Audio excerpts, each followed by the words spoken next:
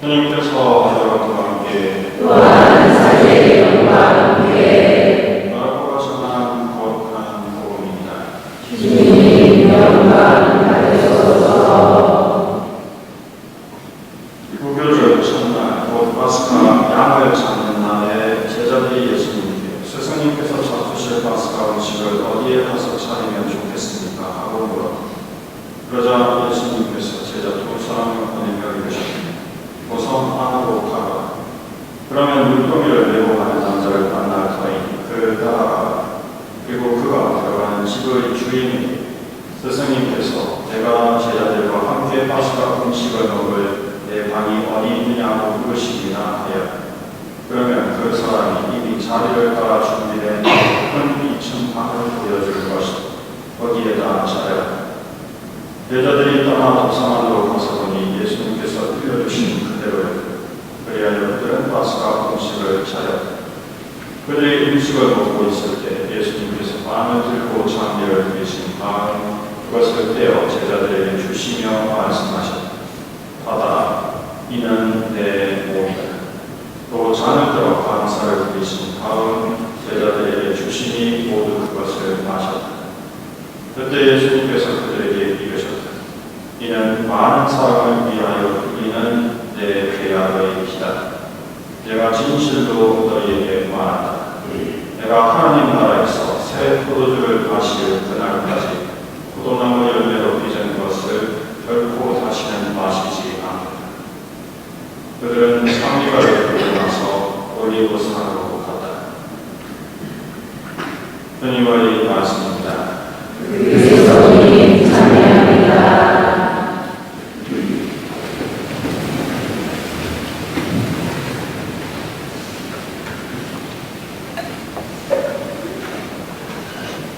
받아라. 이는 내 몸이다. 생명의 양식, 영혼의 양식이라고 불리는 성체 성결을 기억하고 평상시의 의미를 새롭게 하는 데 중요합니다.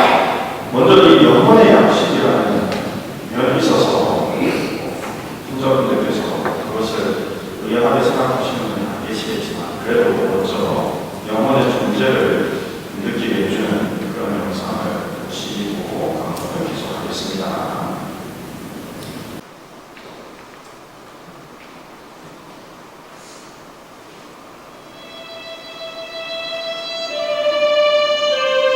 지금부터 5년 전 내가 진주에서 인턴으로 근무할 때 이야기이다. 공사장에서 추락사고로 뇌를 다친 26살의 한 젊은이가 새벽에 응급실로 실려왔다. 그의 얼굴과 머리는 심하게 손상되었고 의식을 완전히 잃은 후였다. 서둘러 응급조치를 하였으나 살 가망은 거의 없을 것 같았다. 나는 착잡한 심정으로 그를 지켜보았다. 심전도를 체크하는 나의 마음은 무겁게 가라앉았다.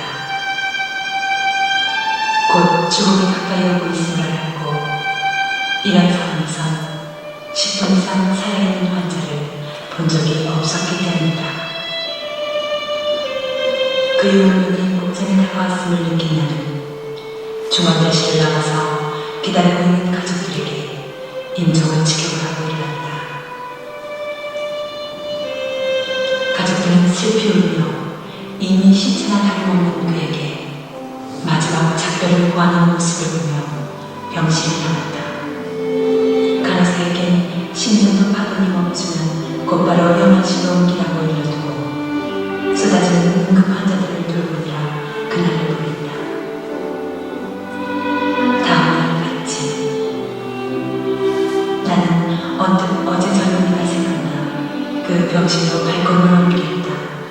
아마도 비었거나 다른 환자가 누워있을 때라는 생각을 하며 방에 들어간 순간 나는 나의 눈을 의심하지 않을 수 없었다.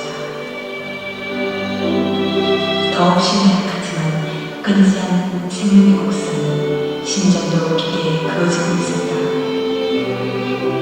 그것을 본 나는 무언가를 느꼈다. 이 세상을 쉽게 떠나지 못하는 영혼이 무엇을 기다리는 것일까?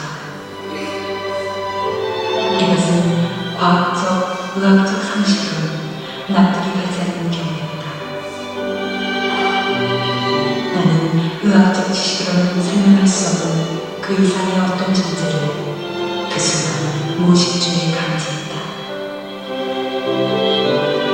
그렇게 이틀이 지났다. 그의 신체는 죽음과 다름이 없었지만 영혼은 어떠한 의미인지는 몰라도 아직까지 이 세상을 떠나지 못하고 있었다.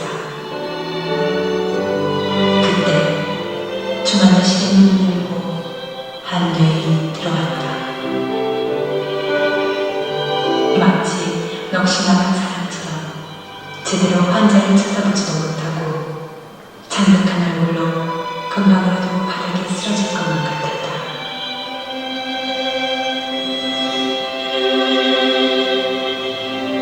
젊은 여인이 가까스로 그의 앞에 왔을 때 그의 영혼이 떠나가니 심장도 파도의 멈춤으로 나타났다.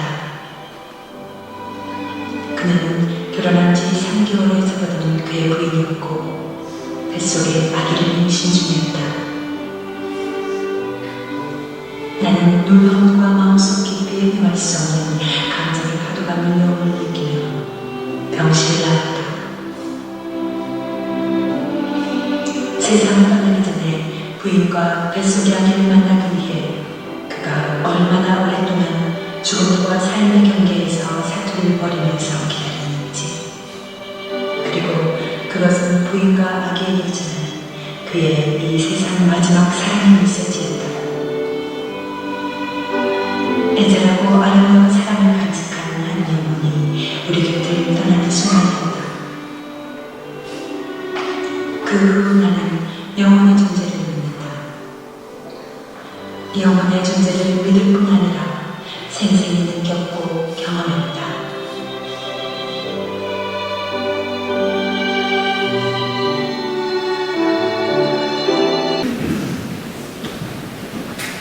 영혼의 존재를 느낄 수 있게 해주는 그런 하나의 이야기였습니다.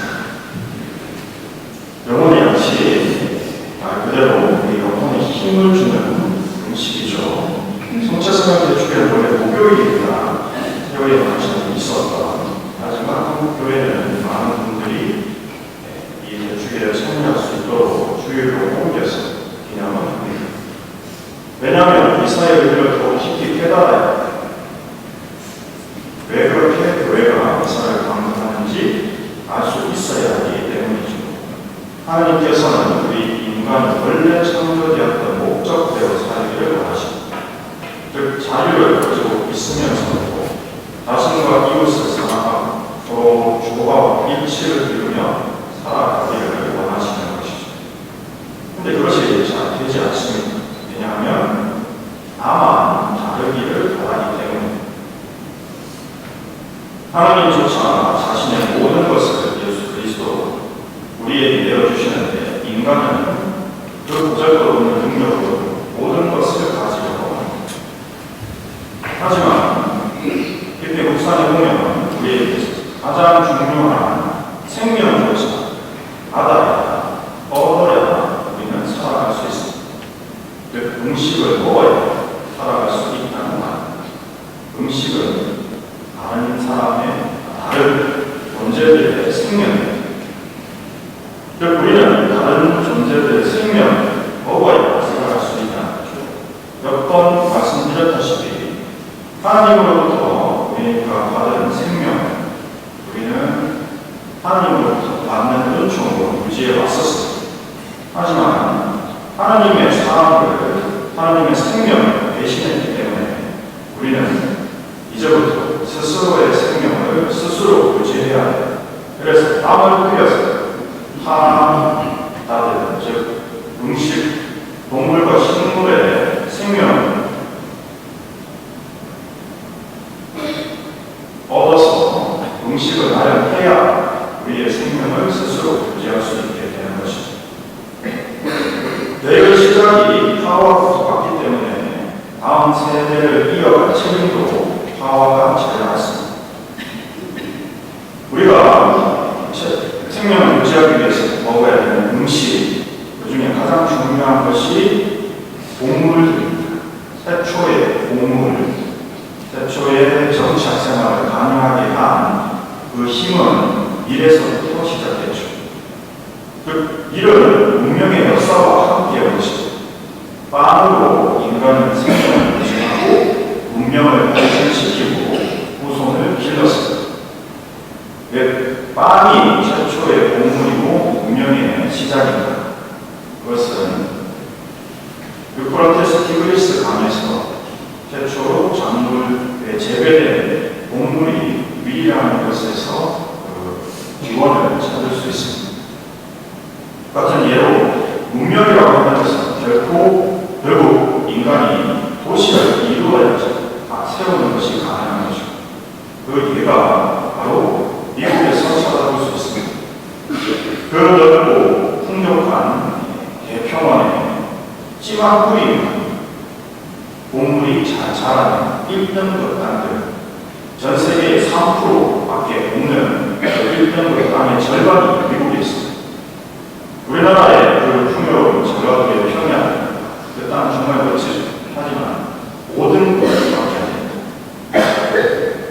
그런 땅에서 인디언들이 문명을 일으킬 수 없었던 이유는 그 미시시피 강에 자생하는 밀이 없었기 때문에 그 밀의 대부분은 유프라테스 티그리스 강 근처에 자생했고 그곳에서 우리 인간의 문명이 시작됐습니다.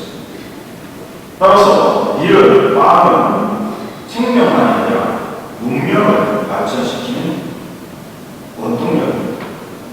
그 빵을 하느님의 몸으로 예수님께서 당신 몸으로 축성하시고 영혼의 양식이 되게 하시는 이 놀랍고 거대하고 거룩한 섭리를 오늘 우리는 기억하는 신자분들의 대표가 빵과 포도주를 동원한 이유는 바로 여러분들이 땀을 흘려서 장만한 육신의 생명을 하나님께서 변화시키셔서 당신 몸으로 만드셔 영혼의 생명이 되게 하셔서 다시 우리에게 주시고 우리는 육신의 밥, 영혼의 밥이 된 그 성체를 받아 먹어서 예수님화되고 성화된다는 것을 상징하는 퍼짐하는 제대로의 저 빵이 바로 나이고 내가 예수 그리스도로 변화되어서 인류의 전 역사 빵과 함께 살아온 모든 순간이 예수 그리스도의 몸이 되어서 에덴 동산에서 우리가 잃어버렸던 그 생명을 되찾고 하나님 안에서 다시 영원 불멸하게 되었다는 표징인 것이고 그것을 고백하면서 주님께 새로운 생명을 청하고 그것을 얻었음을 상징하는 세례성사를 오늘 6분의 예비자들이 받으시게 됩니다. 그래서 이분들이 새롭게 태어났음을 기념하고 주님으로부터 생명을 얻었음을 고백하는 첫 공성체로 오늘 하시게 되시는 거죠. 하지만 그렇게 하기 위해서는 우리가 반드시 해야 하는 것이 있습니다. 그건 모험이라고 부르고 희생이라고 표현하는 무언가 이것을 주님께 내어드려야 하는 것을 감수해야 한다는 거죠. 즉 하나님을 만나기 위해서는 내 즐거운 시간을 포기, 희생하고 성당에 나오셔야 합니다. 코로나 때 성당에 영상으로 이사하시고 신영성체에 기도를 했습니다. 뭔가 아시죠? 왜냐하면 그림에 떠있는 성체는 우리 인간을 위한 나를 위한 하나님의 희생 오로지 내어주시는 사람 죽기를 각오하고 죽기까지 주시는 생명을 주시는 사람이죠. 따라서 하나님의 그런 희생을 받겠다라고 하면서 우리의 신장이 제자리에 박혀있고 영혼을 가진 존재라면 성체를 모시기 위해서 나도 하나님께 내 일부를 나의 시간의 일부를 내어드리지 않으면 안 된다는 것을 우리는 알 것입니다. 이사에 참석한다는 것은 내 희생입니다. 이 희생을 통해서 우리는 영원한 생명을 받고 그 영원한 생명이 바로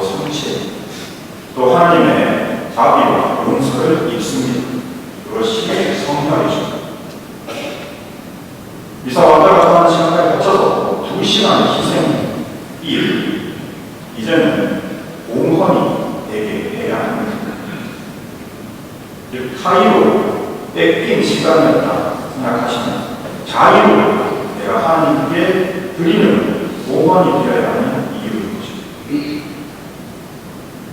사랑으로 내 시간을